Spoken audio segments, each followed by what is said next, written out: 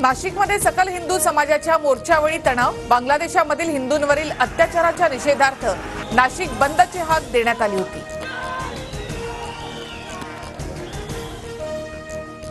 नाशिकमध्ये भद्रकाली परिसरात मोर्चावेळी दुकानं बंद करण्यावरून बाचाबाची, पोलिसांनी जमावाला पांगवलं। पोलिसांकडून शहरामध्ये अतिरिक्त पोलिसांचा फौजफाटा तैनात।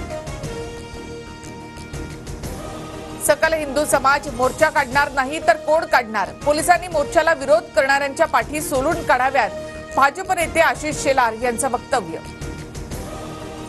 महायुतीमधल्या नेत्यांनी सोलून काढण्याची, ठोकून काढण्याची भाषा करू नये, आशिष शेलार यांनी असं बोलणं टाळावं। अजित पवार गटाच्या अमोल मिटकरी यांची प्रतिक्रिया।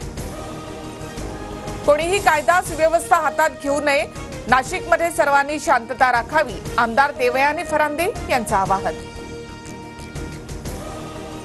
महंत रामगिरींचे मोहम्मद पैगंबर यांच्याबद्दलचे वादग्रस्त विधान, पोलिसांकडून गुन्हा दाखल। वैजापूरमध्ये 19 ऑगस्ट पर्यंत जमावबंदी लागू।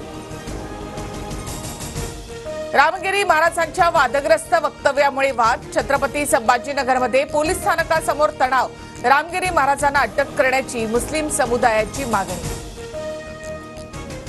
रामगिरी महाराजांनी केलेल्या वक्तव्याचे अहमदनगरमध्ये पडसाद, अहमदनगर संभाजीनगर महामार्गावर मुस्लिम समाजाचं आंदोलन, रामगिरी महाराजांनी केलेल्या वक्तव्याच्या निषेधार्थ आंदोलन। हिंदूंनी संघटित राहावं हा एकच उद्देश, जे बोललो ते बोललो, आता नोटीस येईल तेव्हा पुढे बघू, वादग्रस्त विधानानंतर महंत रामगिरी महाराजांची प्रतिक्रिया। महाराष्ट्र विधानसभेची निवडणूक दिवाळीनंतर होण्याची शक्यता, गणेशोत्सव आणि इतर सणांमुळे महाराष्ट्र विधानसभेची निवडणूक लांबणीवर, मुख्य आयुक्त राजीव कुमार यांची माहिती। गुन्हा दाखल झालेल्या रामगिरी महाराजांच्या कार्यक्रमाला मुख्यमंत्री शिंदेंची हजेरी, महाराष्ट्रामध्ये संतांच्या केसालाही धक्का लावण्याची हिंमत कोणी करू नये, मुख्यमंत्री शिंदेंचं वक्तव्य। काँग्रेस आणि शरद पवारांनी मुख्यमंत्रीपदाचा चेहरा जाहीर करावा, माझा पाठिंबा असेल, महाविकास आघाडीच्या निर्धार मेळाव्यात उद्धव ठाकरेंची भूमिका। ज्यांच्या जास्त जागा त्यांचा मुख्यमंत्री, हे धोरण नको, चेहरा ठरवा आणि मग पुढे चला, जागेवरून मारामारी करू नका, उद्धव ठाकरेंचा महाविकास आघाडीच्या नेत्यांवर दबाव। अजितदादांनी सरड्यासारखा रंग बदलला, अचानक पिंक झाले, आता हा पिंक सरडा बारामती सोडतोय, संजय राऊतांकडून अजित पवारांचा सरडा असा उल्लेख। बारामतीमध्ये अजितदादाच राष्ट्रवादीचे उमेदवार असतील, पार्लमेंटरी बोर्ड अजित पवारांच्या नावावरच चर्चा करणार, सूत्रांची माहिती। तर बारामतीमधून लढण्यास रस नाही, दादांकडून स्पष्ट।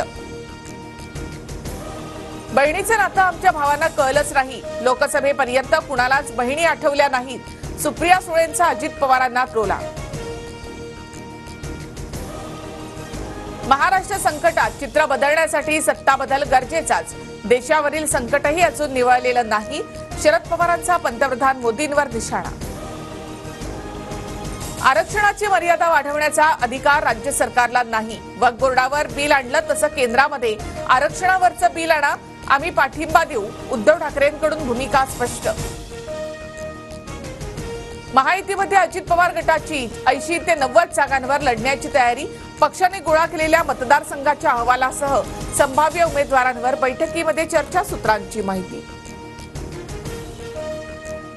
काँग्रेस विदर्भामध्ये सर्व 62 जागांवर दावा करणार, विदर्भात काँग्रेसच्या सर्व्हेमध्ये महाविकास आघाडीमध्ये काँग्रेसला अधिक पसंती, संभाव्य मतदारसंघात काँग्रेसच्या बैठका सुरू, सूत्रांची माहिती।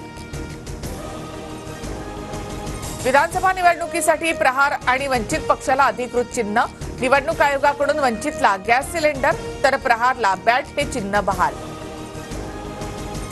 सत्ताधाऱ्यांचे 113 आमदार पडू शकतात, 20 तारखेपर्यंत कळेल किती आणि कुणी वाटोळं केलंय हे 29 तारखेनंतर स्पष्ट करणार, जरांगेंचा सत्ताधारी आणि विरोधकांना इशारा। लाडकी बहीण योजनेमधील आतापर्यंत 33 लाख लाभार्थी महिलांना पहिला हप्ता जमा, महिलांकडून पेढे भरवत जल्लोष, तर महायुती सरकारचेही मानले आभार। बुलढाण्यामधील महिलांच्या आंदोलनाला यश, मलकापूरच्या आदर्शनगर मधील बिअर बार आणि हॉटेल बंद, 4 दिवसांपासून सुरू होतं महिलांचं उपोषण।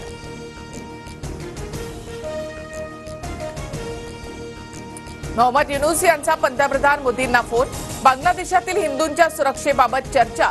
ट्विट करत पंतप्रधान मोदींची माहिती.